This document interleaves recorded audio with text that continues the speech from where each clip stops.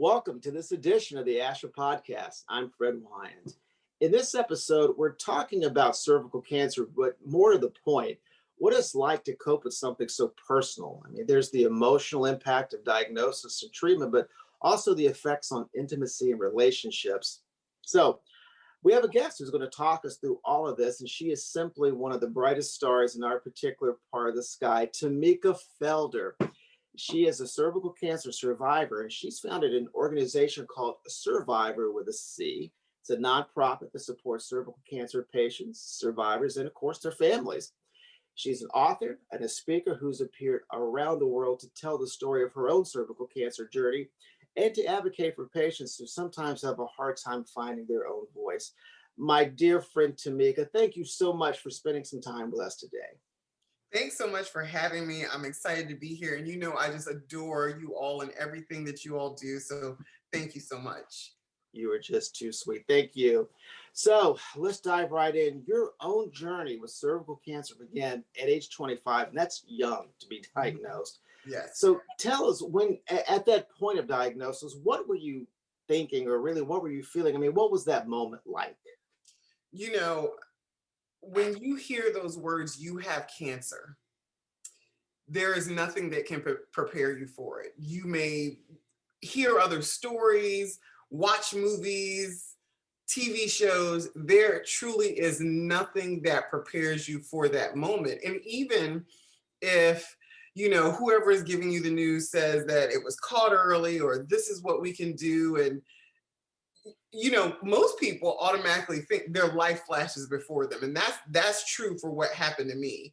I really thought about, at 25, all the things that I hadn't done yet that I wanted to experience, and I was scared.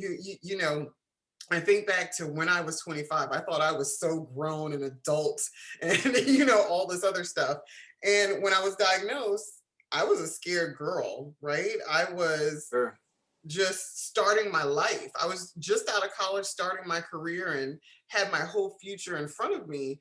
And the thought of it ending for this cancer that I didn't really hear anything about, know about, I just couldn't wrap my mind around it. Right. And it just comes at you out of nowhere, of Mhm. course. And it's probably hard to just even know, like, well, what's my first step beyond this, because you're just numb in that moment, I would Right. imagine. Yeah. So I've read interviews where you mentioned that following treatment that you felt really depressed, that you know, speaking, touching on what you were just speaking to, you lost some of what you thought made you a woman. It's hard to imagine anything being more intensely personal and impactful. I mean, would you just share a bit about what you went through there? Yeah, and it's so interesting because during that time I didn't know I was depressed. Like, I know that at Mhm. 45, well, I knew it before 45, but I didn't know it till I was through it, how depressed I was. And how could you not be depressed by something like that? Sure. But you're just kind of in it and going through the motions and trying to be strong for yourself and for others. And I grew up in a household where, we were taught to be strong. We were Mhm. taught to, and I love that, but also it's okay to have a pity party and it's okay to ask for help. So for me, my cancer was, and I'm doing the air quotes, caught early. And Yeah. I'm happy for that. But that still meant that I had to lose my fertility. I had to have a radical hysterectomy at 25. I didn't have children. Um, was I in a rush to have children? No, but I never pictured my life without children. And I know now at 45, there are other ways that I can become a parent. But at 25, it was just kind of like, what was taken away from me? Who will want me? No one will want to marry me because I can't have children. And all these thoughts that, some people may think ridiculous, but it's just not. But I was thinking about all those things. I didn't want to die. And then it was, okay, you're going to lose your fertility because you have to have a hysterectomy. But now also, to make sure that we get all the cancer, we want you to have chemotherapy and radiation therapy. And, that comes with this whole thing. And I'm a proponent of chemotherapy and radiation. I'm like, burn all the cells, get them, right? And yes, there are a lot of side effects that there are wonderful people working on every day to minimize, but yes, there are side effects. But I'm like, yes, do it. But the scars that we have emotionally, but the physical scars that I wake up to every single day because of my cancer is a reminder. And that depression, I remember when at the hospital they asked me if I wanted to see the social worker or be in a support group, and I was like, no, I don't need it. Yeah. I have church and my family and friends and all of this. Now my message is, if you have Jesus, that's fine, but you need Jesus and a therapist. Like just in general in life. But and that's if you believe, if you're a Christian, whatever you believe in, but a therapist is a wonderful thing, or someone Sure. to talk to.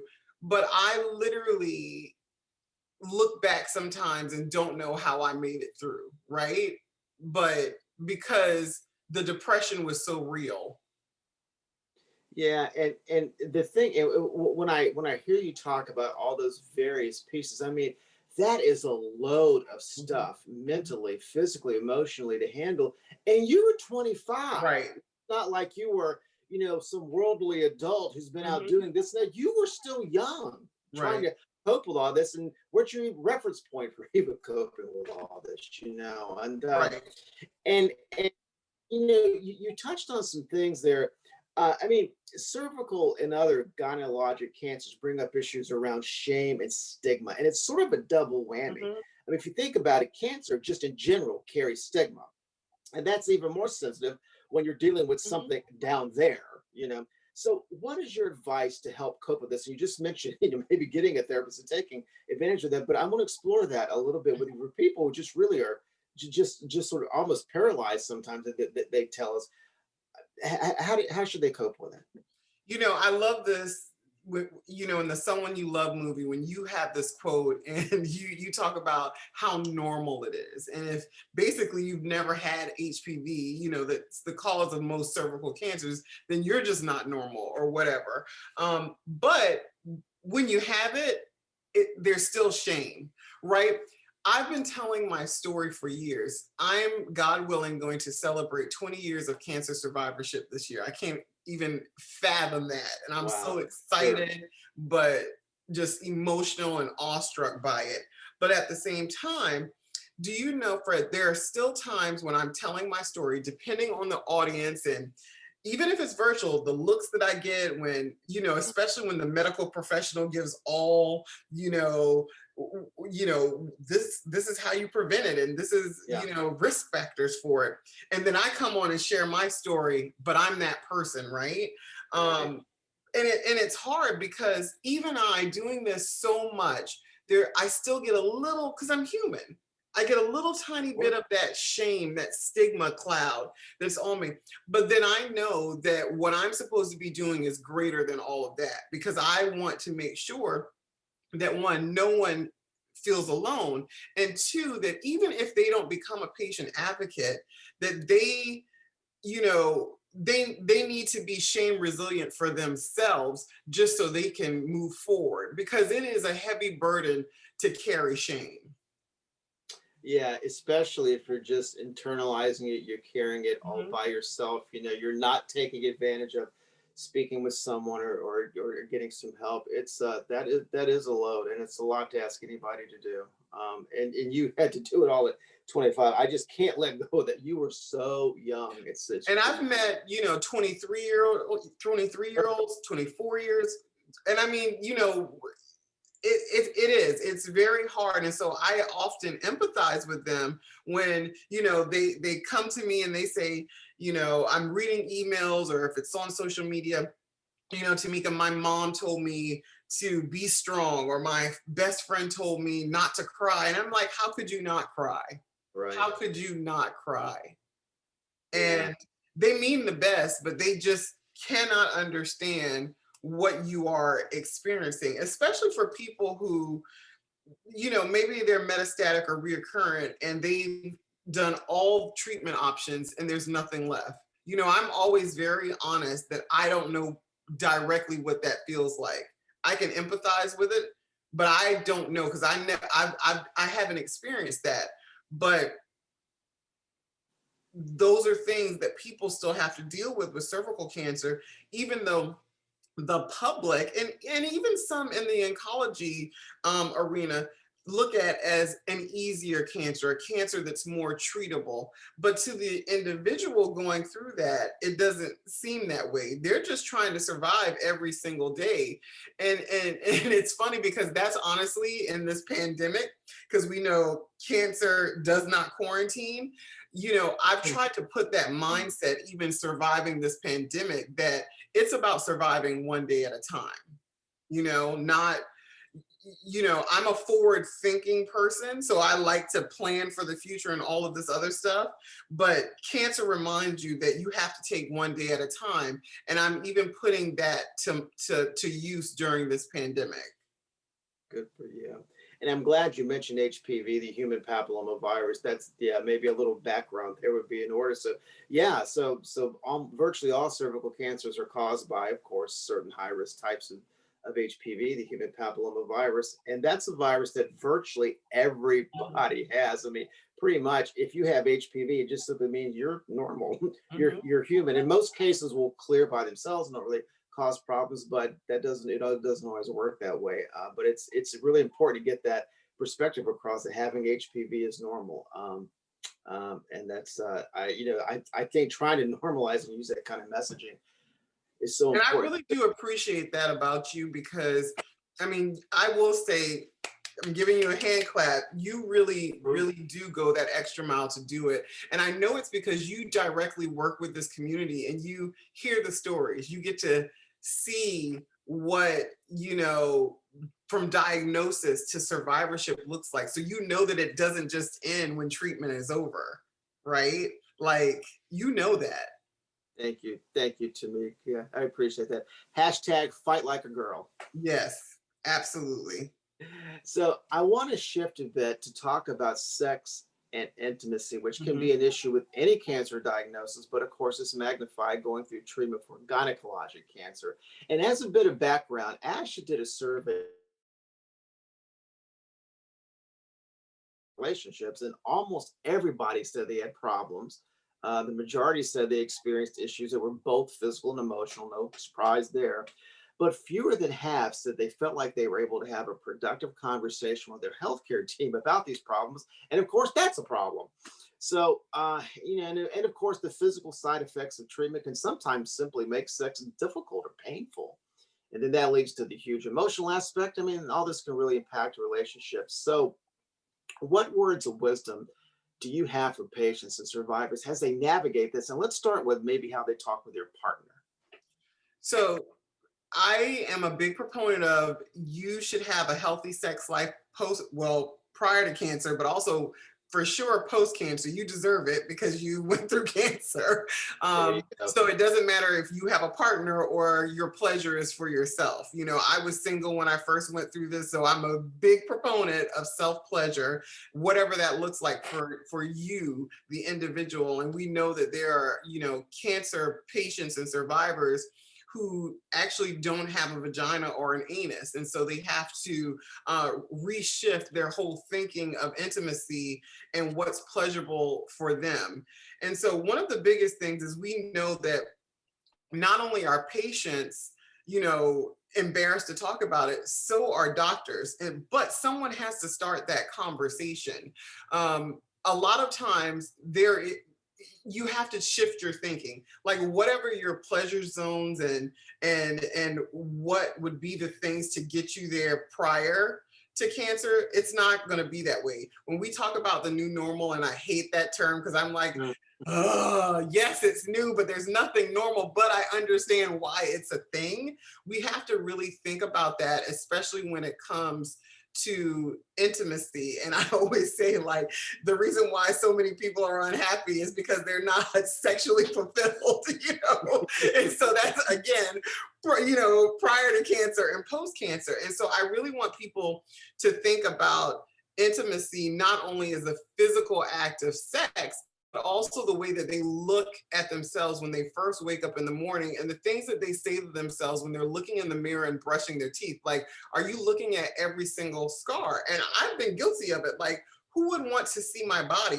I'm already overweight. I've got all these other issues. Now I have a scar from my belly button to my vaginal lips where you can see every single staple from my cancer scar. There's a line that runs down the middle and over 100 staples that fill there. So it starts there. The next step is then finding out how to get things working again for you. And does that mean using toys? I know dilators are not fun, but as cervical cancer patients, we have to use our dilators. And I'm a proponent of using fun stuff. There are a lot more fun stuff, but talk to your doctor first, make sure you're using the right size, all that other stuff. And we need lubrication.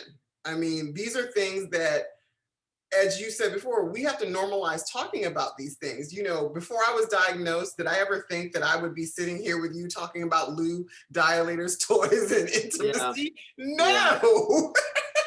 And there you go. Someone that I see not only, you know, in Zoom, but in real life when the world opens, you know, face-to-face conversations. Yeah. But that's about removing that shame too, sure, because I want to help someone else. But the biggest thing is to say something. Your website, hands down, has the best resources in this area for our community. And it's important that people take the time, you know, do what I call a sexy Saturday. Go on, you know, Ash's website and look at all the resources and tools to help you, because it is very frustrating and someone has to make the first step. And if your doctor hasn't done it, you have to do it. This is, I like that sexy Saturday. How about a frisky Friday? I like that too. We can start that too. There you go. All right. Yeah, you're right. I never in a million years would have seen my career path evolve the way it did. Right? I'm so grateful it did, but wow, I sometimes wonder, how did I get here? But yeah, it's like when I was dreaming of the things that I wanted to do when I grew up, this was not it. But okay, yeah, cool. Yeah, we make our plans and then life blows them up and gets absolutely. There you go. Let me continue with one other point here. You know, you referenced like having interactions with the medical team, and you're right about something you said. You know, the lack of comfort. That's just not on the patient side completely. Mm-hmm. I mean, a lot of healthcare professionals aren't particularly well versed in having these conversations. They're not always comfortable. So I'm just wondering if you could maybe talk, was there something in particular that you found helpful when engaging healthcare providers who maybe weren't as responsive as you would have liked them to be? You know, how did you handle that aspect of it? Email. If you have your provider's email address, even if it's just the nurse, I find, and I mean, it's different everywhere. If you're maybe in a more rural place and, you know, it's just picking up the phone or whatever, but I have really found that emailing is a great way that when the doctor has time, they will take time to respond. Also, when you go to a physical appointment or a virtual appointment, have notes prepared, you know, as a reminder to yourself of what you need to say. And you can always ask, I have these notes. There's I really want to talk about this. I'm not as comfortable. Is it okay to send it to you? And either the doctor will open up the conversation so you can have it there, or they'll just say, yes, email it to me. I was so shocked when I spoke to a group of doctors in Alabama, wonderful at what they do, amazing. So I was there, this was 2 years ago, 3 years ago. I was there to talk day one to the patients, and they varied in ages anywhere from, you know, early 40s to mid 70s. Talk to the patients, then the next day I talked to the doctors. So the patients all were like, we're all having sex, we're all doing, and I mean all of them, even the ones in their 70s, right? So then I talked to the doctors the next day, and they were like, well, honestly, if I have a patient that's in their 60s or 70s, I just don't assume that they're having sex. And I'm like, why? Do you not want to have sex in your 60s and 70s? Right. And there's research that shows that that age group is definitely having sex. And so there's a breakdown somewhere. And I want the doctors to do better, but I also empower patients to step up and do what's best for their needs. You know, there's this other term, what is it? Shared decision making. There are always Mm. these new terms that come about. And I always say, yes, you should have shared decision making in your health, but not just your cancer screenings, but also your sexual health, any type of health. It is shared decision making. So this is where you definitely have to step up. And you know, I think that doctors are trying more to increase those conversations around sexuality and intimacy, but it's up to us to make sure that they actually happen, that they hear us and they follow through, because there are a lot of people who are just suffering in silence, and that makes me so sad. And I know because I was one of them as well. Yeah, of course. Um, I mentioned in the introduction that you're a speaker and an author. Would you tell us a little bit about your book and where people can find it? Sure. My book, Seriously, What Are You Waiting For, is on Amazon, or you can go to my website, tamikafelder.com. And it started as a love letter to myself, because I believe that it's important to write yourself a love letter. If you're listening to this, I know you may think it sounds crazy, but take a moment and write yourself a love letter. I mean, it could be a love note. It doesn't have to be anything long, but just kind of something that you love about yourself, not necessarily physical, but physical is great because a lot of people struggle with that, but also the accomplishments that you've made or what you survived. So when I reached 13 years of survivorship, I felt like I wasn't thinking about the cancer every single day. That, you know, I wasn't worried, oh, if I did this, will the cancer come back? Oh, I'm not feeling well. Is the cancer back? You know, because cancer takes over you, it consumes you, and it makes you very fearful. And I've never been a very fearful person, but that's what cancer did to me. So I felt like 13 years into my survivorship that, and I don't want to say I was back, but cancer didn't have a hold on me. It wasn't controlling my life. Now, if you're listening to this and you're newly into your diagnosis, it doesn't mean that it will take you 13 years. Everybody's different. And it doesn't mean that I was sad every day leading up to those 13 years. Fred knows that, you know, I lived my life, but there were definitely things that I was worried about, right? And so I started thinking about, how did I overcome cancer holding me hostage? And I thought 13 is supposed to be so unlucky. I'm lucky to have survived these 13 years. So I came up with 13 actions in the way that I live my life to live beyond my cancer. And so I wrote this blog post, and people honestly who weren't even cancer survivors could relate to it, because it's all things that, you know, are meant to help you. It's what I'm Southern from South Carolina, so I just common sense knowledge. But sometimes we need a reminder of, like, you know, to just be happy, or to take one day at a time, or like in the movie Finding Nemo, Dory says, just keep swimming. So sometimes we Mm. have to just keep swimming. And so I really wrote that as a love note to myself that evolved into a love note and a form of empowerment. I use that word a lot for cancer patients, because what I noticed was people survive cancer and then they're scared to live. The whole reason you survived was not just to exist, but to thrive. And that's whatever thriving looks like to you. I often say, if thriving looks like being a couch potato and watching, you know, binging out on your favorite shows and movies, I'm fine with that, just as long as you're living and living life on your terms. If you want to jump out of planes, do that. If you want to see the world, prior to cancer, I kept saying I was going to see the world. And I never had enough money, never had enough time, and I could never leave my job because there was always something going on. Mm. Cancer reminded me that life comes with an end date. And I know that that is not positive and not what people may want to hear, but it's the truth. So it means that we have to make the most with the time that we have. And so I try to make the most of the time that I have here, because I know one day I won't be here.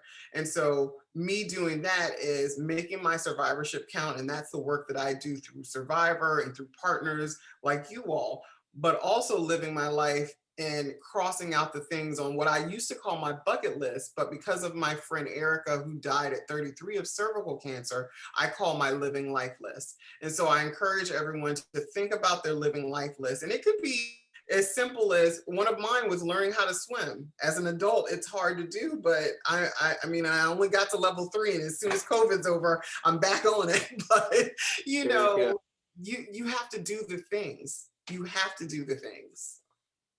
Mm. Tamika Felder, you're my hero.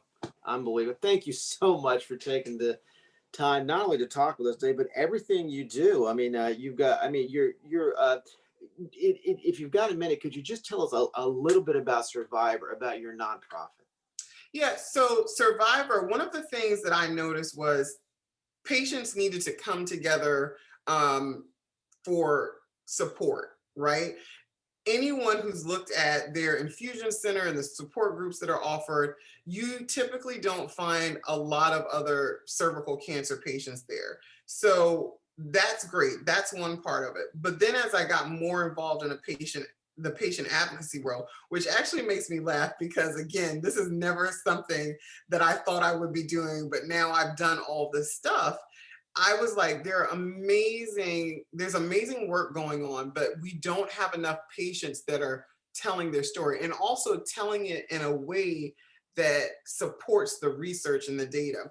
And so we do a Survivor School of Training where we take cervical cancer patients or survivors and we help them elevate their survivorship, to the next level by using it specifically. So if you all wanted to say, let's have a lobby day or let's do this, we help train them to get them on point with messaging married with their story so that we can make an even greater impact. And so it's really about, using your survivorship to change, to help end cervical cancer. And so we know that whatever we change, like for example, in Maryland, I helped change legislation for fertility. And it's not going to help me, but it will help other adolescent and young adult cancer patients who are diagnosed have their fertility preservation covered. And so that's what it's about. Survivor is really about filling in cracks wherever we can. So if you call on us and you need us, we're there for you. If the National HPV Vaccination Roundtable calls on us and they need us, we'll do the work. We want to help mobilize and move on whatever platform we are a part. Link to Survivor and to Tamika's website in our show notes. So you can connect with her there. You can find her book, and it's really worth your while. So check it all out. Tamika, thank you again so much. I can't tell you how much I enjoyed listening to you, and I really appreciate you for taking some time to visit with us this morning. You're so welcome. Thanks for having me. Thanks to everybody who downloads or streams this episode. You can always connect with us online at ashasexualhealth.org and follow us on Twitter at InfoAsha, and we'll talk to you soon.